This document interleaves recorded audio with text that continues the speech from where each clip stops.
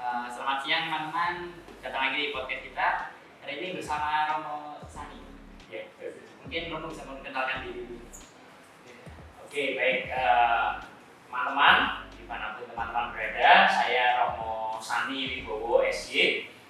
Saya sekarang sedang tugas belajar di Universitas Sanata Dharma di program studi pendidikan kimia. Saya ditaktiskan tahun 2015. Lalu sebelum tugas belajar ini saya bertugas di Seminari Menengah Santo Petrus Canisius Mertoyudan, Magelang. Itu mungkin perkenalan singkatnya. Kalau saya sendiri dari Jurusan Gunawan dan di sebelah saya ada Yohanes Bimo Satrio Benedito dari 1152. saya juga dari 11 Yang sekarang kita akan melakukan podcast mengenai bagaimana sih perubahan gereja dari dia tuh yang bentuknya piramidal ke gereja umat Allah. Jadi kita sendiri kan tahu kalau misalnya gereja piramidal itu yang bentuknya itu segitiga, yang di atas itu ada uskup, kemudian di bawahnya sampai ke umat Allah. Nah, kalau misalnya dilihat dari struktur gereja piramidal, struktur ini tuh udah dari lama banget kan Bro ya. Yang emang kalau misalnya dilihat kurang dipoles. Kalau menurut Romo sendiri bagaimana? Ya, gereja piramidal itu seperti bangunan piramida ya, kita tahu itu kan di atasnya kecil, di bawahnya besar gitu ya. Itu memang berkembang ya sesuai zaman, karena zaman dulu kan masih zaman kerajaan ya. Ada satu raja begitu di atas sendirian, lalu rakyat begitu, dan gereja memang berkembang seiring zaman. Jadi memang itu perkembangan sesuai zaman kerajaan-kerajaan, lalu gereja meskipun sebetulnya dari awal itu ya keagamaan, tapi terpengaruh juga begitu ya oleh kehidupan itu, maka ya menjadi seperti itu. Di atas ada, kalau dalam gereja Katolik ya, kalau pimpinan tertinggi itu dipahami sebagai paus begitu, lalu uskup, lalu imam, biarawan, biarawati, lalu umat. Yang kalau misalnya dari perspektif saya itu kan karena emang di zaman piramida itu emang semuanya tergantung sama uskup kan. Nah, kalau misalnya tergantung sama uskup, kita lebih condong untuk lebih ke uskup paus, maaf. Kita lebih condong untuk ke paus daripada ke Allahnya sendiri. Nah, makanya pada saat itu ada Konsili Vatikan yang kedua itu untuk merekonstruksi dari piramidal itu ke gereja umat Allah. Kalau gereja umat Allah kan biar dia lebih memfokuskan kita ke ke Allah sendiri kan, dan semuanya kira-kira jadi satu sederajat lah.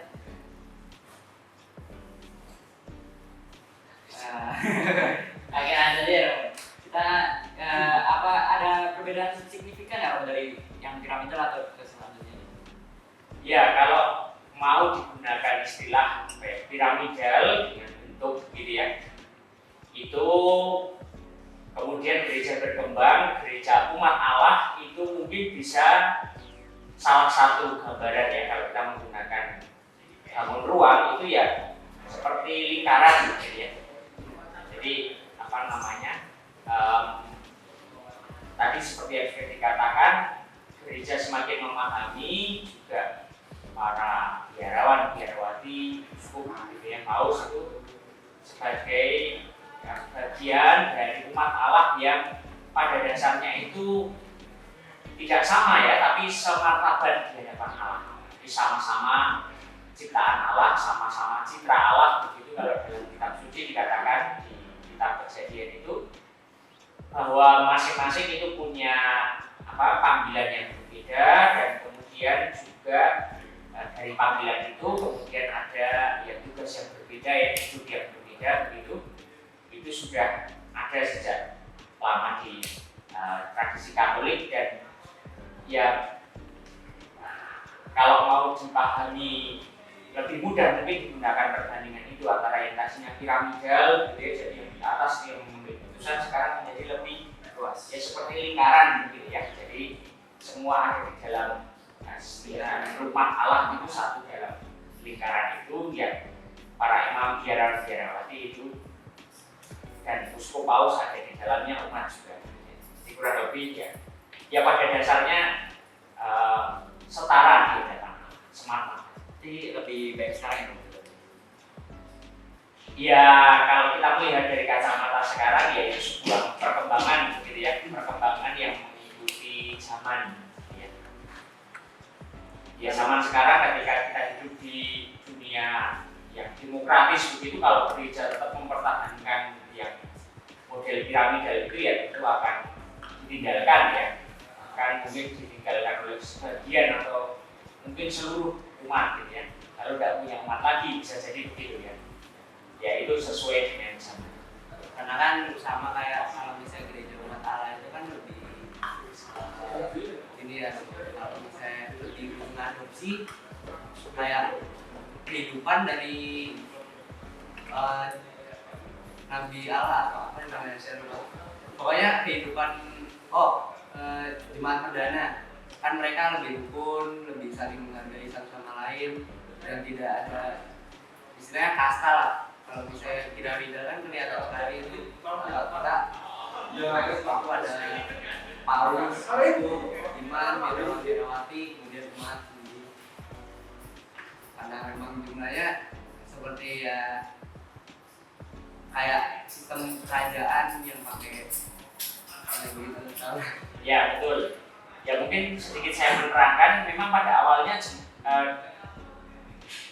gereja atau orang Kristen itu ya jemaat-jemaat yang kecil gitu ya, belum besar begitu, lalu ya sangat setara begitu, lalu ada pemimpin ya, pemimpin biasanya juga muncul dari antara jemaat itu ya, lalu itu diangkat oleh para rasul waktu itu masih hidup gitu ya, belum ada uskup, belum ada imam gitu sebutannya. Tapi semakin gereja berkembang, dan itu tadi perkembangannya terjadi ketika pada masa itu ya abad pertengahan bahkan sebelumnya ya, abad awal itu kan kekaisaran ya, kekaisaran Romawi, sehingga ketika semakin banyak bagaimana ini harus ditata ya mengikuti sistem yang ada pada waktu itu gitu ya. Lalu memang ya katakanlah apa ya, dalam tanda kutip efek sampingnya lalu menjadi seperti itu, menjadi terlalu terstruktur,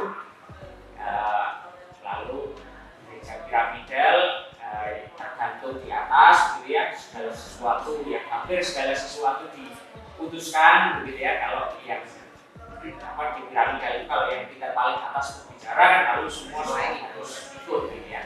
Dia ngomong apa sudah tidak ada, habis perkara sudah tidak ada diskusi lagi. Itu salah satu kekurangannya gereja itu. Ya betul, kekurangannya begitu. Jadi yang di apa ya, katakanlah yang di bawah itu tidak bisa memberikan masukan gitu ya, yang mungkin kalau bisa ya sambat bisa mungkin karena zaman sekarang, tetapi ya kurang bisa didengarkan gitu ya, karena kan sistemnya kan kalau dengan istilah kan top down ya, jadi dari atas ke bawah, bukan dari bawah ke atas gitu ya. Itu salah satu kekurangannya. Kalau kelebihannya kan apa dari gereja piramida?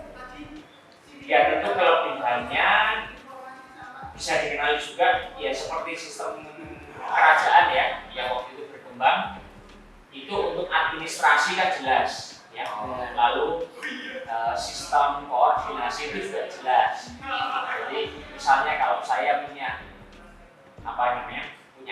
saya punya soal dengan yang setara gitu ya, lalu kan saya membutuhkan katakanlah orang yang tingkatannya lebih tinggi siapa gitu ya. Nah begitu pula dengan imam, misalnya imam mungkin ada ada persoalan ya, ada ketidaksepakatan, lalu ada orang yang lebih tinggi yang bisa diacu untuk memberi keputusan. Itu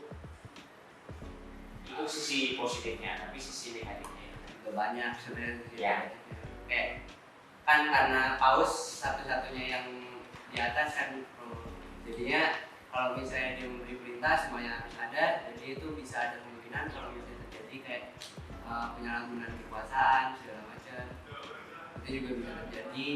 Kayak karena kan kalau misalnya paus yang sudah berbicara, kami tidak bisa sebagai umat yang di bawah itu kami tidak bisa kan kayak tadi kan.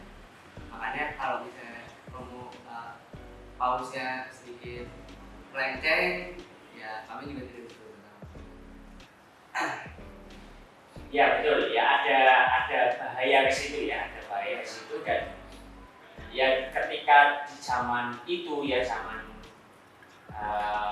kerajaan-kerajaan itu, ketika gereja masih sangat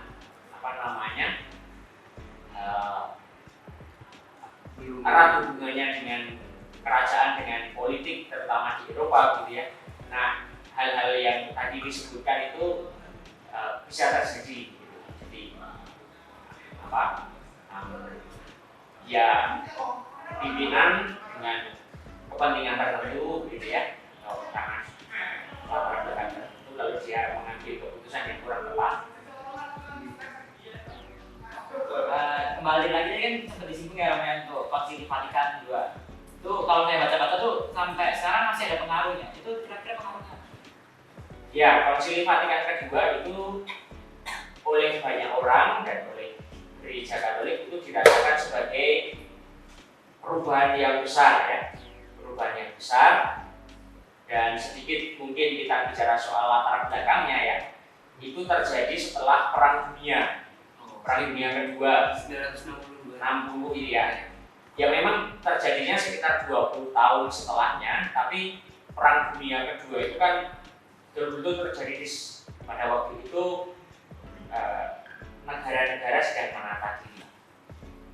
Nah, perubahan besar kalau kita bicara salah satunya soal gereja, pemahaman soal gereja yaitu tadi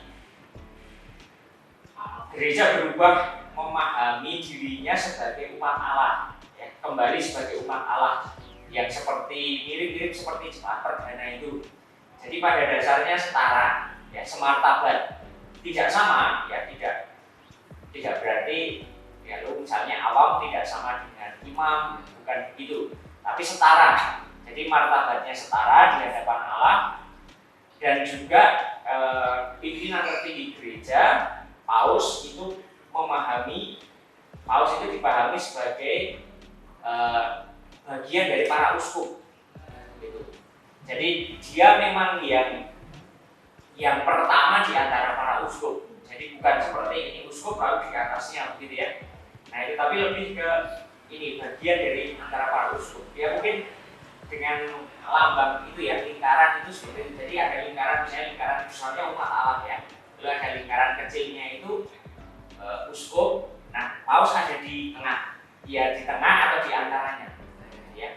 Sehingga dalam banyak hal itu paus berdiskusi dengan para uskup dipanggil, gitu ya. Para uskup berkumpul untuk membicarakan soal gereja. Bukan lagi hanya paus yang memikirkan semuanya itu dan seakan-akan dia tahu semuanya, gitu ya. Tidak.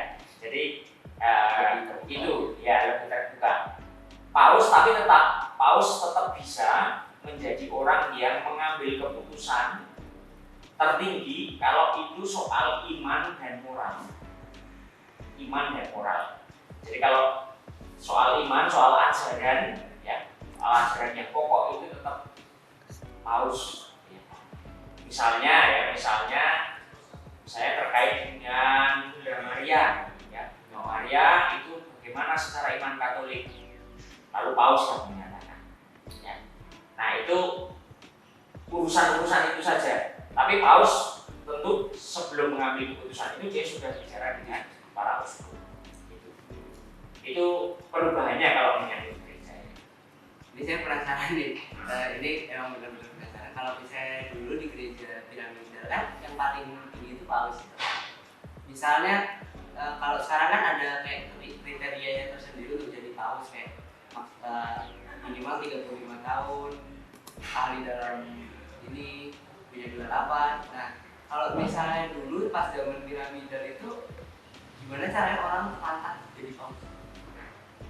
Ya sebetulnya kalau bicara soal apa pemilihan paus itu dari dulu sampai sekarang sama ya. Kalau mekanismenya sama. Dan kalau kita bicara soal kriteria itu sebetulnya kriterianya yang pokok itu biasanya yang dipilih jadi paus itu dia adalah kardinal. Jadi ini ya di antara di gereja Katolik itu kan ada imam ya, romo. Nah dari antara romo itu ada pimpinannya namanya uskup. Nah di antara para uskup banyak sekali. Itu masih dipilih yang namanya kardinal. Kardinal itu misalnya di Indonesia, kita bicara soal konteks Indonesia ya. Di Indonesia banyak uskup, ada puluhan. Tapi kardinal sekarang kita punya satu yang aktif, satu yang pensiun. Ya. Jadi itu bukan berarti pimpinan di antara para uskup ya, tapi itu kardinal itu ya bagaimana mau dikatakan ya, mungkin di antara para uskup yang unggul gitu ya, yang unggul siapa gitu. Nah dia punya hak ketika nanti pemilihan paus dia datang, lalu kalau dia usianya itu masuk kriteria dia bisa dipilih. Kalau sudah terlalu tua dia hanya bisa memilih gitu. Nah ketika zaman dulu ketika di gereja piramidal itu ya yang terpilih ya kardinal ya katakanlah di kat gitu ya, di kat pusat gereja Katolik Roma kalau kita bicara ya. Kalau sekarang sudah lebih terbuka ya. Paus kita yang sekarang itu kan meskipun dia keturunan Eropa tapi dia orang Argentina. Lalu uskup paus yang sebelumnya ini Paus Yohanes Paulus kedua itu orang Polandia, itu agak jauh dari pusat gereja. Jadi kalau kita mau bicara perubahan yang bisa kita kenali gitu ya, paus atau bisa disebut sebagai pimpinan gereja dalam tanda kutip ya, itu sekarang dengan model gereja ini bisa dari manapun. Tapi kalau misalnya kayak kan dulu dari dulu itu udah ada umat gereja kan. Nah umat gereja itu kan bisa dibilang kalau misalnya dia masuk umat gereja pengikut Yesus itu dengan cara ekaristi, sakramen, kayak pembaptisan. Nah apakah dari dulu sampai dari zaman gereja piramidal itu memang sudah ada seperti itu asalnya dari mana sih? Ya kalau cara seseorang menjadi bagian dari gereja itu sama ya. Dan itu sebetulnya ya sakramen itu kan semuanya dari hidup Yesus ya. Bahwa orang harus dibaptis untuk menjadi anggota resmi gereja itu kan seperti Tuhan Yesus yang dibaptis oleh Yohanes Pembaptis ya. Jadi soal cara bagaimana orang menjadi Kristiani dan bertumbuh dalam iman dengan sakramen-sakramen itu sudah sejak lama kalau di gereja Katolik ya. Demikian tradisinya. Jadi baptis, lalu setelah itu ada krisma, penguatan ya. Itu inspirasinya dari para rasul peristiwa Pentakosta itu, pencurahan Roh Kudus, lalu mereka berani, mereka menjadi rasul yang kemana-mana gitu ya. Itu lalu kemudian setelahnya bisa perkawinan, bisa imaman gitu ya. Lalu ada pengharapan orang sakit, itu juga tradisi yang lama. Ekaristi ya itu dari Tuhan Yesus sendiri. Jadi kalau caranya itu sama ya, sudah lama sama. Tentu yang berkembang lebih dulu Ekaristi ya, baptis dan Ekaristi dan baptis ya. Lalu yang lain-lain itu berkembang kemudian. Kalau masalah di krisma itu kalau nggak salah dulu kalau mau nikah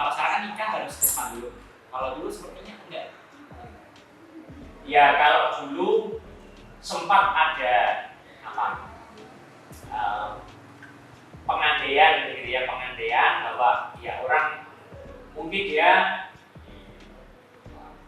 apa ya, mungkin dia kelupaan ya mungkin tidak begitu aktif di gereja begitu, lalu tapi sudah mau menikah gitu. Sementara karisma itu kan yang bisa menerimakan Bapak Uskup biasanya, dan itu mungkin tidak setiap kali bisa. Kalau pernikahan itu kan imam itu sah gitu ya. Nah misalnya ada orang mau menikah tahun ini tapi karismanya di paroki itu baru ada tahun depan ya. Lalu bagaimana, apakah pernikahannya digeser kan? Berarti kalau pernikahan digeser ini menggeser banyak sekali ya urusan keluarga dan macam-macam. Jadi ya dulu itu apa namanya ya, terjadi demikian karena pertimbangan. Tapi sekarang itu ya dengan paham gereja yang lebih umat Allah itu ada tugas-tugas yang tidak semuanya itu harus Bapak Uskup. Kalau bisa diwakilkan. Jadi Bapak Uskup bisa memberi kuasa, misalnya romo siapa untuk menerimakan sakramen krisma. Sehingga sekarang krismanya tidak harus misalnya 3 tahun sekali, setiap tahun bisa. Nah ketika setiap tahun bisa, kan kalau di gereja Katolik mau menikah kan persiapannya paling tidak itu ada kurs, ada namanya dulu kursus persiapan perkawinan ya. Sekarang namanya macam-macam, tapi dulu ada, dan itu harus setiap waktu sebelum pernikahan. Jadi kan agak panjang waktunya. Nah itu orang diharapkan karena sekarang sudah bisa tiap tahun krisma, itu krisma dulu, karena memang kalau urutannya kan begitu. Baptis jadi orang Katolik, krisma, pencurahan Roh Kudus dia menjadi dewasa. Nah orang dewasa yang menikah kan begitu. Diharapkan demikian kalau apa jalurnya. Jadi mudah ya Romo. Nah, kesimpulannya apa sih kalau soal gereja piramidal? Ya, gereja piramidal itu suatu model gereja yang dulu pernah ada di gereja Katolik gitu ya. Dan ya seperti saya katakan tadi, itu adalah perkembangan zaman yang kemudian ada sisi positifnya, tetapi ketika zaman berubah itu lalu ada kekurangan yang kemudian diubah menjadi gereja umat Allah. Katakanlah tadi saya menggunakan prinsip lingkaran gitu ya. Jadi intinya gereja umat Allah adalah siapapun anggota gereja, dari paus, uskup, imam, bruder, suster, awam itu setara, semartabat di hadapan Allah, dan ya sebagai anggota gereja itu semartabat. Tetapi oleh karena panggilannya itu lalu punya tugas yang berbeda, punya tanggung jawab yang berbeda, dan ya memang lalu ada pimpinan ya, pimpinan paroki itu ya Romo, pimpinan keuskupan uskup, ya, pimpinan gereja Katolik itu paus, tetapi tetap sekarang pimpinan itu harus dialog ya sama-sama dengan pemimpin-pemimpin yang lain ya.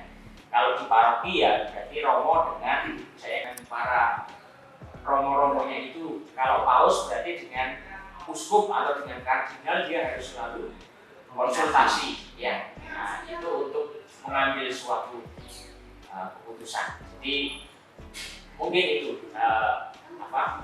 kesimpulannya ya.